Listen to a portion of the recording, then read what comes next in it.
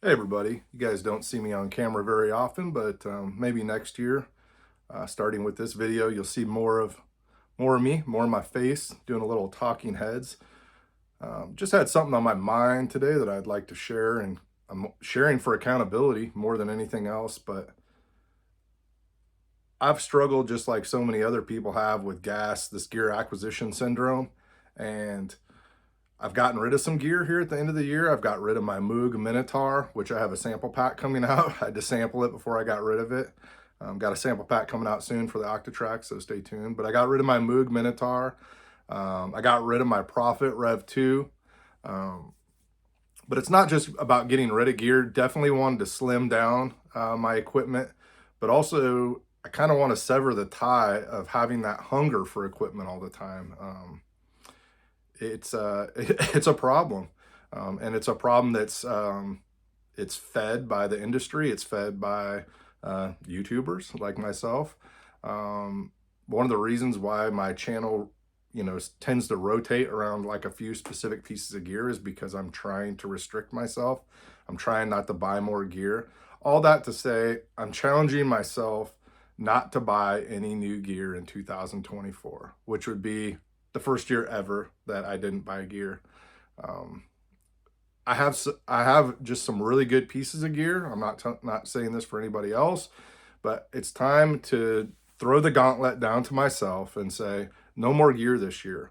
Dive into what you have, learn it extensively, learn it well. That's what part of this channel is about, is me learning and showing you what I learned. Learn it well, learn it better, become a master of it. I think about like a guitar player. He doesn't like pick up, get a guitar and then he buys a bass and then he buys drums and never learns how to be very good at any of them. Well, for us electronic musicians, every time we get a new piece of gear, a sampler, a new keyboard, obviously like a lot of keyboards are the same, but you still have to learn how each synthesizer works and each menu, but each sampler is so different. Each machine is so different, it has its own workflow. So every time we're adding a new piece of gear, we're actually taking away the time that we're making music with learning. And I enjoy learning with the best of them. I read manuals. And I'm going to challenge myself to learn more, but not learn more new gear, learn more the gear that I already have, become a master of it. So that's that's what I wanted to share today, get off my chest.